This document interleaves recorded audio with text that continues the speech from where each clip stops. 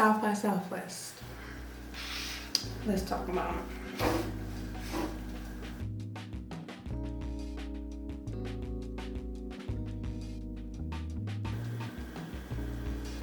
So, I just first wanted to give gratitude for the experience that I had and the opportunity I had to speak at South by Southwest. I think during most of the conference, I found myself just in awe sometimes, having to reflect and be very introspective and give thanks for making it. And I understand there was a lot of controversy. There was a lot of varying opinions, especially with this year, the conference. Some people backing out and not wanting to speak respectfully. I also do feel that in the same respects, there were people who didn't necessarily have a voice that finally had a platform to make their voice known. So it's kind of a double-edged sword there. For me, my personal experience, I was one of those people who didn't necessarily have the loudest voice in the room, who generally works behind the scenes. But I've been wanting to step in front of the camera, share what I know, make computer science and specifically software engineering a little bit more fun, a little bit more loose, be able to translate these highly technical languages into plain English, into layman's terms that people can digest and understand.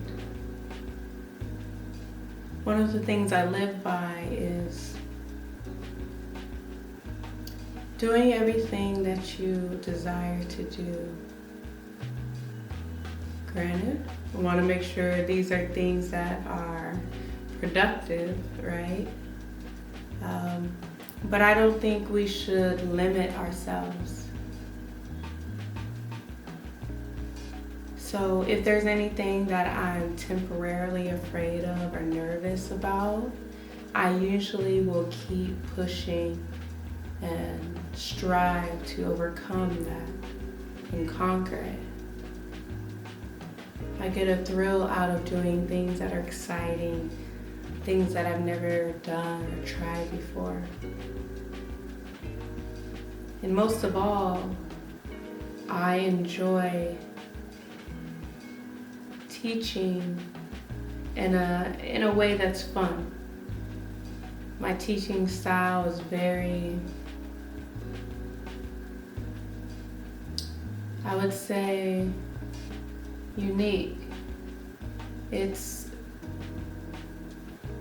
more creative, casual, humorous, and collaborative. So it's not just me teaching the crowd, the audience, those of you listening in, but it's also me being a student as well to your experiences, to your learnings, your teachings. And it's about sharing knowledge, wisdom, creativity. I just enjoy so much learning from other people, even my children. They're so much younger than me, but yet they still teach me things. I think that's one of the greatest things about children is they can be so wise and yet so young. My goal is to get more people into technology, specifically software engineering, computer vision. any of those highly technical positions, those are the ones I'm more passionate about. I feel that there's a freedom and there's a creativity. There's so many opportunities that we can all leverage from these. But I think sometimes people who did not come from that background, any kind of computer technical background, they may feel that it's out of reach for them. And I want to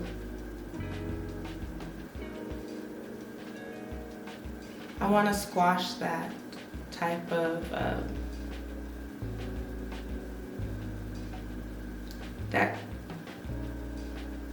that notion that it's out of reach. You know, I've been at this,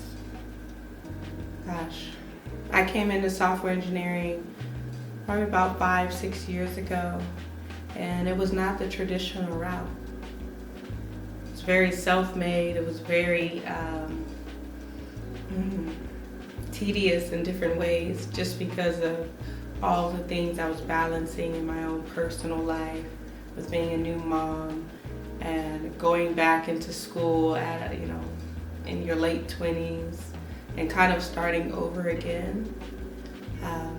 But the fact that I've been at this for 5-6 years, and the growth, the giant leaps, the experiences, the opportunities, everything that I've created in this 5-6 years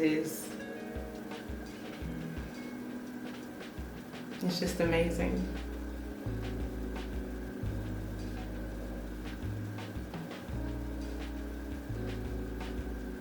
I give so much gratitude for taking that first step. It really is just about taking one tiny step in front of the other. There's a lot of unknowns, but the one thing you do know is usually that next step when it presents itself. So for instance, with South by Southwest and becoming one of the speakers this year, that came about by being in a group. I'm a part of a meetup.com group. They're called Black Techies in Austin. And so it's just a technology group. And by way of being just in that group, not even that active most of the time, but just by way of being in that group, there's information being traded, there's opportunities being shared, etc. And so in this instance, there was one of the members in the group who shared this opportunity of South by Southwest looking for speakers. And they had experience with speaking at South by Southwest prior. They knew people that spoke for South by Southwest. And so they asked the group, hey, is anyone interested in doing this? One step in front of the other. And so, of course, I reached out to that group member, and really the rest was history. That group member showed me where to apply. From there, I just thought of a topic that I know about, would want to talk about, and drafted up a proposal. Again, one step in front of the other. It wasn't too difficult. Once I created the proposal, filled out a form of what I wanted to talk about, how long I wanted to talk, the speakers I wanted to have in my session or not, all of these different parameters that you fill in. At that point, you just submit your application to speak. From there, it was interesting with my journey. I didn't realize that with South by Southwest, the public has a say in whether your talk gets accepted. So I just thought it was going to be South by Southwest employees and board members, things of that nature. No, it's also the public, the general public has to vote on it. So somehow I didn't even realize that until like maybe 3-4 days prior, maybe a week max before the closing period of general public votes.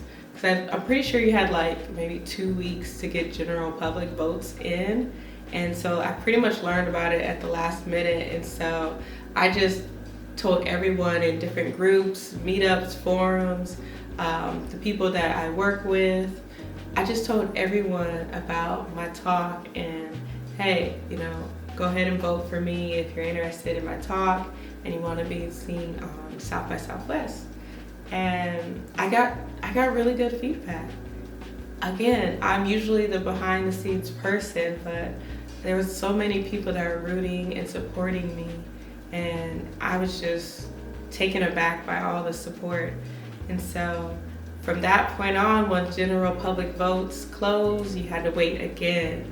So at this point, I think after the voting ended, you had to wait, I want to say maybe like 2 months, 2.5 months or so. So this would more so be, let's see, I think I submitted my initial application in July. Don't quote me, but I'm pretty sure it was like the summertime. I think the general public voting was in August. And then it wasn't until November that I got the approval, the acceptance. And y'all, when I tell you, oh my gosh, I can still feel that moment of opening that email and seeing that acceptance. It came at such a challenging time in my life, and to just see that breakthrough, finally that breakthrough it was everything for me. I just remember being very emotional, very happy, and excited, and a little bit nervous too, like, oh, this is getting real now.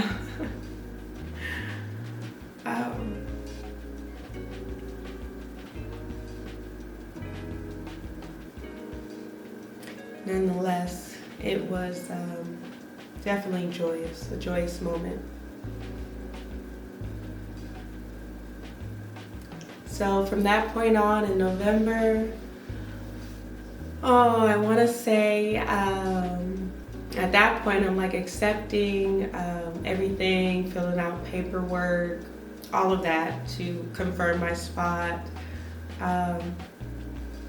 And pretty much from like November and onward, I just focused on getting my presentation to the point where it's finished, to the point where, all right, I have 90 minutes worth of content, I have my demo, I have the coding portion, etc., etc.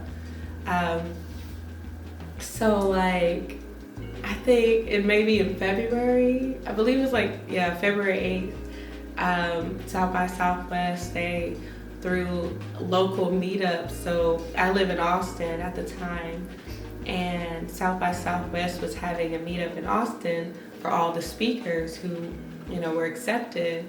And so even that experience, just to be in a room full of talented people, and I'll make sure to like insert some footage of that. We had PhD students, we had neuroscientists, we had entrepreneurs, successful entrepreneurs. The list goes on and on and on. And people were there for so many different reasons. You had your panel talk people, mentors, you had workshop people. There was just such a great mix, and just so many brilliant people in that room. And to be in that space and to know that I strategically positioned myself to be in the space by betting on myself, by taking that leap in myself, even if I didn't have, 1,000 credentials or 1,000,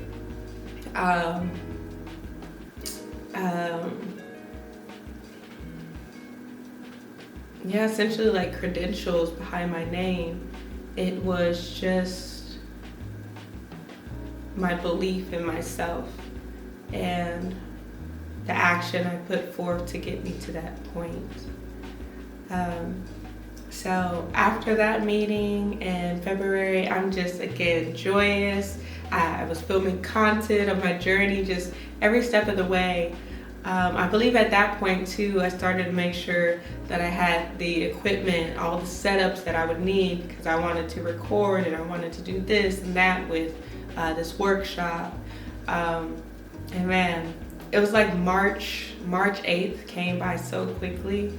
I had my mom, she flew in to help me with the children so that I could like really focus on the talk and really focus on being engaged and making network opportunities and attending the sessions and all the events that were available.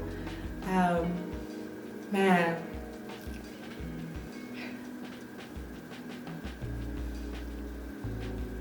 So my talk was like on the 4th day of South by, so it was March the 12th, 2024, and I kid you not, my voice by this time was almost gone. It was like everything was trying to conspire against me on this day. Well, like if anything could go wrong leading up to that point, it like almost went wrong. But again, with my faith, with my belief, with my determination, my resilience, my willingness and willpower to keep pushing through no matter what, I was like, I'm going to make this. I'm going to attend this. I'm going to give one of the best workshops I've ever done. And that's exactly what I did. I definitely had to drink a lot of tea, a lot of water, because my voice was just, oh my gosh. That's one thing I'd probably change for next year is like going to events prior to my own talk. That could be problematic because sometimes the events, like music and things are curated in the background, or there's a lot of chatter, so you kind of have to elevate your voice when you're talking to people and networking. And that elevation of my voice and just like overusing my voice, yeah, definitely hurt me.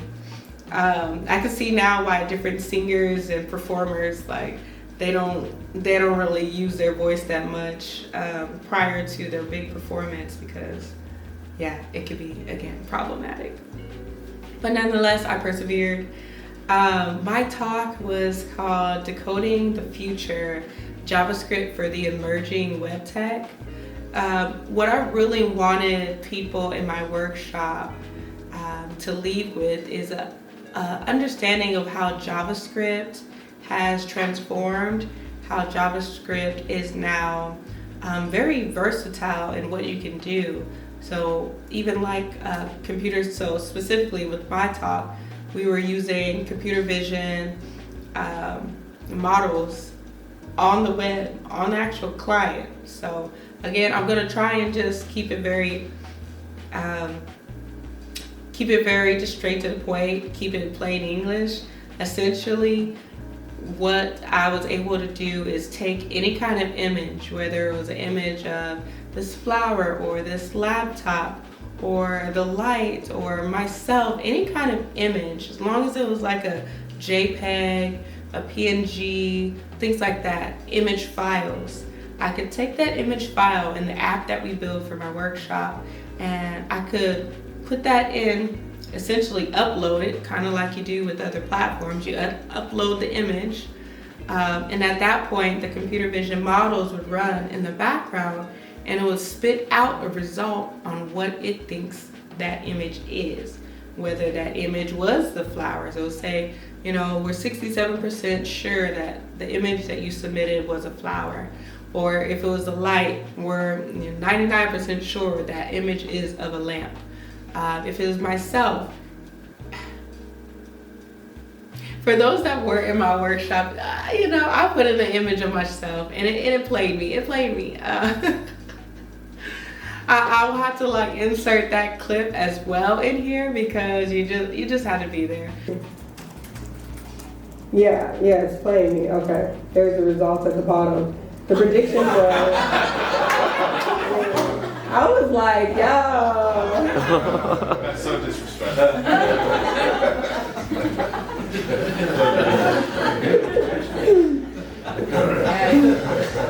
I think it was pretty accurate though. So again, it was just fun.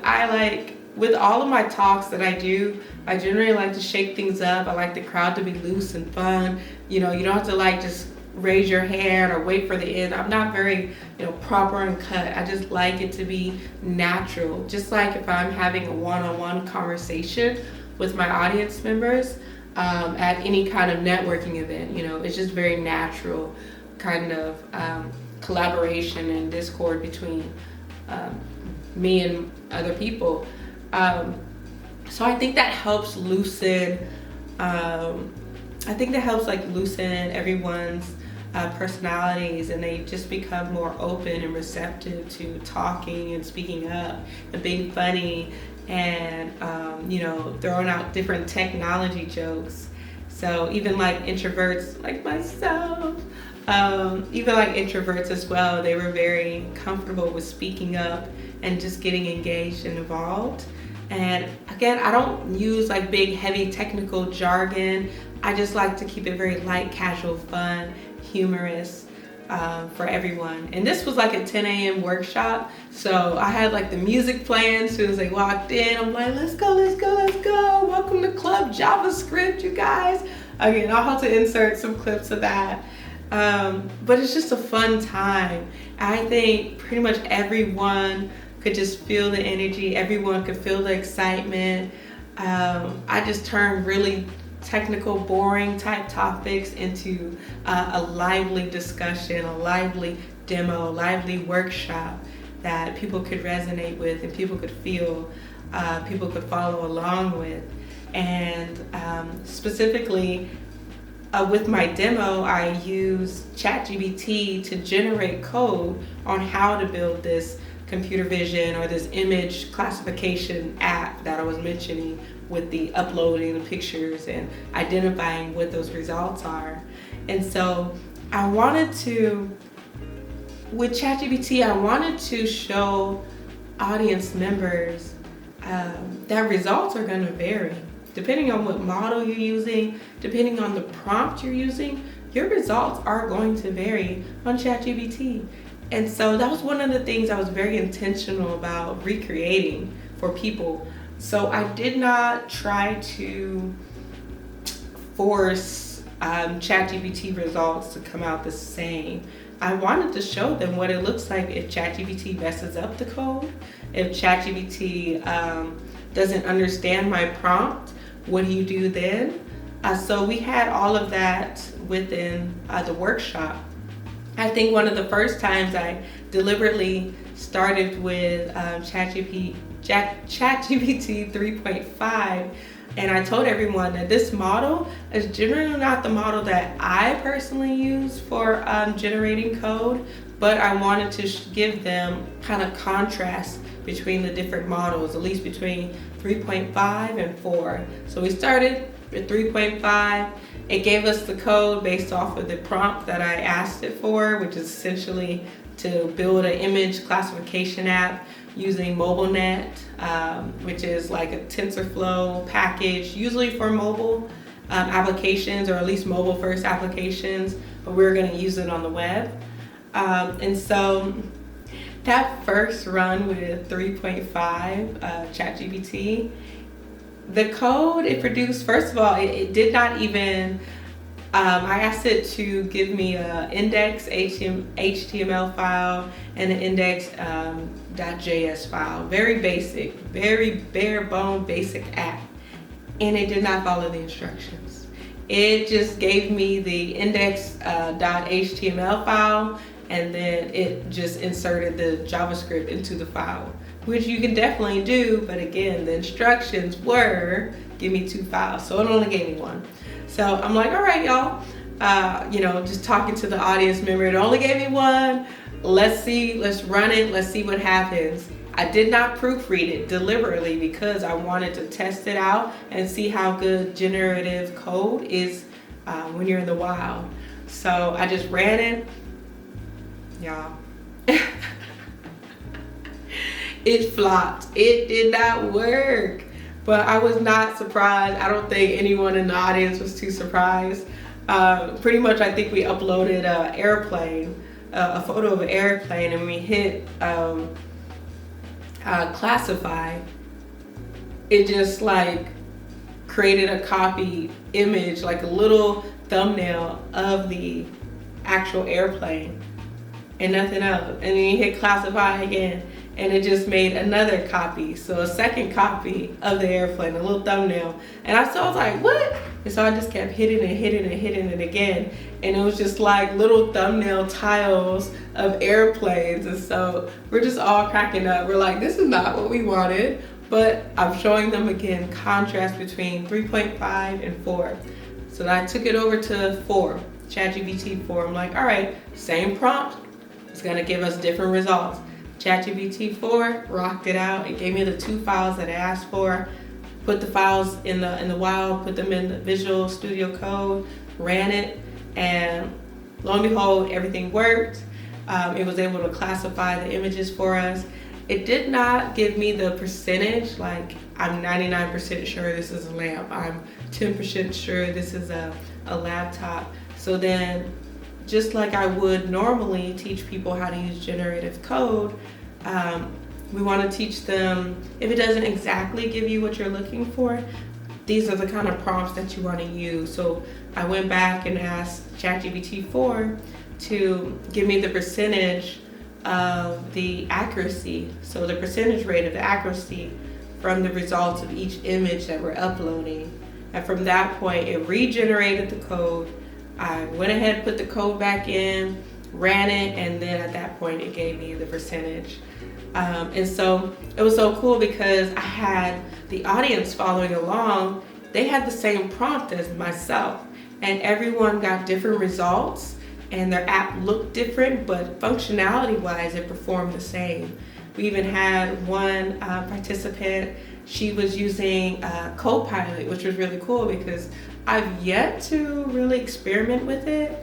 But again, I like to learn, they like to learn. We're all sharing information, wisdom, being collaborative and creative. So I was really enthralled with her showing me how the Copilot worked and the results that she got when she ran the prompt within her ecosystem. So it was just, again, such a good time. I'm just so thankful. I'm thankful that I had support too. Even, behind the camera, I had my previous lead software engineer that I worked with at my very first software engineer company that I worked for a couple of years ago. My lead, he came out, he flew all the way from California to Texas to support me with the camera, the filming, all of that good stuff, and just again to just root for me. So it was just such a good time. My voice made it after the talk. I'm just like sharing my slideshow with everyone, getting applause and thanks and gratitude and building connections. So I was just on cloud 9 after that. Man, it was just such a fun time. So after that was over, I pretty much decided to just celebrate. I had the platinum pass, and your girl, yeah, I was making the most of it, from sessions to events to networking to the music week, films, everything. I went for everything and more. But again, these are things that you're afforded when you take that first step. Like this, my talk was March the 12th. I applied, I'm pretty sure I applied in July. So I planted that seed in July of 2023, and it wouldn't actually take root and harvest and be ready until March. So a lot of the things that people see me do, or people, the content I come out with, a lot of those things were seeds or steps, little steps, one at a time that I took. It was never overnight, but I just made one one decision here, one decision there, one step here, one step there, one action here, one action there. And little by little by little, it gets you to where you want to be. Again, I'm 5-6 years into my tech career. It was by little tiny steps. And I did it while being a mother, and doing it by myself for the most part. So, and of course there was a lot of sleepless nights, a lot of distractions that you have to eliminate. You really have to decide what you want. And this is the life that I wanted. I wanted freedom. I wanted to work from home. I wanted to be able to talk on stages, behind the podium. The list goes on. You'll just have to see, because I'm not done. I'm just getting started.